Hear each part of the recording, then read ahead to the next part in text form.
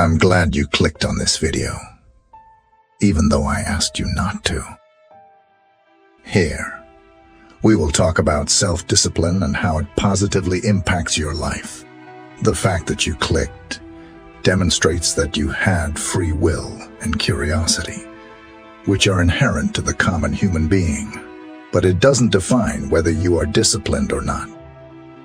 What defines that are a series of complex factors, which we will address here, considering the age-old teachings of Marcus Aurelius, the famous Roman emperor. He occupied the throne of Rome from the year 161 to the year 180 AD, and is widely recognized as the last of the 5 good emperors. During his reign, Aurelius found opportunities to create a collection of personal writings known as meditations. In these texts, the Roman emperor shared a series of insightful reflections on self-development, and today we will talk about 10 steps that will help you consistently build and value self-discipline. As always, stay focused, be strong, and watch the video to the end. Put down your phone, stop paying attention to multiple things at once, and do one thing at a time, like paying attention to this content, and will help you significantly in your life. 1. Purpose. Among the teachings on self-discipline from the writings of Marcus Aurelius, the discovery of your purpose stands out. Marcus Aurelius says, "I have to work. I am a human being. What do I have to complain about if I'm fulfilling the purpose for which I was born, the tasks for which I was brought into this world? Or was I created to snugly wrap myself in blankets and keep warm?" Marcus Aurelius believed that every individual has a purpose, something they were destined for. It is our responsibility to fulfill this purpose, because it is what motivates us to get out of bed every morning. If you clearly understand your goals and how your mission relates to them, you substantially increase your chances of completing these tasks. For example, suppose you have a flat tire and need to change it. Your purpose is obvious: to change the tire as quickly as possible to continue your journey. You will perform this task regardless of any fatigue you may feel. The biggest catalyst for self-discipline is having a reason to complete the task. If you don't know where to start, just start. If you aspire to be a writer, write every day. If you want to become an artist, draw and create daily. Whatever your aspiration, it doesn't require more motivation, research, or advice. Just start practicing what interests you and face each day as it comes, because it is your purpose that will fuel your inner drive. Motivation and effort. Like your goals, self-discipline involves finding compelling reasons to complete a task and committing to see it through to the end. 2. Trust yourself and your desire to achieve. Satisfy your appetite. Keep your focus on your own mind. After establishing a solid purpose, it's time to develop a pragmatic action plan to assist you in achieving your goals. It's not enough to commit to your goals. It's about committing to each of the small steps you will take along the way to those goals. It's essential to be fully dedicated to doing what's necessary, regardless of the challenges that arise. Self-discipline is the ability to take action, to do what needs to be done, regardless of your physical, mental, or emotional state. Everything you want in your life, everything you aspire to have, be, and do, depends on your ability to take the necessary steps, actions to achieve your goals. Whether you like it or not, start by creating an effective action plan that includes a deadline for achieving your goal. Furthermore, this plan should be structured around milestones that divide your goal into manageable parts. Using Marcus's teachings will ensure that you are making progress toward the desired outcome in small increments of time. This strategy puts you in control. It provides a sense of mastery over the tasks and projects you are conducting. Ultimately, what you seek to avoid is succumbing to the feeling of overwhelm. A too heavy load can quickly lead to procrastination, and procrastination, in turn, can lead to stagnation. And of course, where there is stagnation, self-discipline cannot flourish. 3. Be present every day. You must build your life step by step and rejoice in each accomplishment as much as possible. And no one can prevent that, even after establishing a solid purpose and a practical plan. Most of us fail to reach our targets. We often fail due to lack of consistency. It's necessary to show up daily and commit to the work. The simple act of showing up and immersing yourself in your vocation has a positive impact on mental resilience. It develops your focus and embraces the challenging process required to achieve something significant. You need to invest countless hours of work before you start reaping any benefits. Self-discipline involves cultivating the habit of consistency, finding the motivation to do something repeatedly until it becomes second nature and you begin to see results. So even if an occasional failure occurs, such as not exercising when you should, it doesn't define who you are. It shapes your discipline and willpower and your ability to continue. Failure doesn't define who you are. Your ability to persist is what forges your discipline and resilience to move forward. A bad day doesn't have to turn into a bad week, and a bad week, it doesn't have to become a bad year. Every morning you wake up, remember that it's a new day, a new opportunity, and focus your attention on what lies ahead, which is life itself. 4. Practice voluntary challenges. We must discipline ourselves in small things and then progress to more significant matters. If you have a headache, try not to complain. Refrain from complaining every time you have an earache.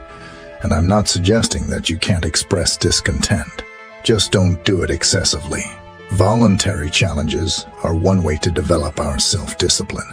Facing voluntary difficulties means regularly testing ourselves and routinely making life uncomfortable. In some situations, this makes us more resilient for when we encounter real difficulties. Voluntary challenges can include skipping a meal and going hungry for a night, taking cold showers, not smoking, sleeping on the floor, leaving your coat at home, even when the weather is cold and rainy, or donating half of your clothes to charities. You can also choose to go without using social media for a few days or keep your smartphone in the drawer. By doing this regularly, you will begin to understand the meaning of scarcity and hardships, realizing that it is possible to live with both, if necessary. Everything you want in your life, everything you aspire to have, be, and do, depends on your ability to take the necessary steps. Actions to achieve your goals, whether you like it or not. Start by creating an effective action plan that includes a deadline for your goal. Additionally, this plan should be structured around milestones that break down your goal into manageable parts. Using Marcus's teachings will ensure that you are making progress toward the desired outcome in small increments of time. This strategy puts you in control. It provides a sense of mastery over the tasks and projects you are conducting. Ultimately, what you seek to avoid is succumbing to the feeling of overwhelm. A too heavy load can quickly lead to procrastination, and procrastination, in turn, can lead to stagnation. And of course, where there is stagnation, self-discipline cannot flourish. 5. Practice the principle of the dichotomy of control. You have power over your mind, not external events. Recognize this, and you will find strength. Feeling distressed and disturbed by small things immediately is detrimental to discipline. Being distressed, irritated by small things, and immediately is detrimental to discipline.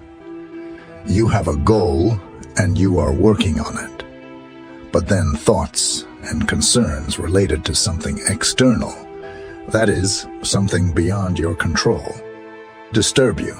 In these situations, the best approach is to apply Epictetus's principle of the dichotomy of control.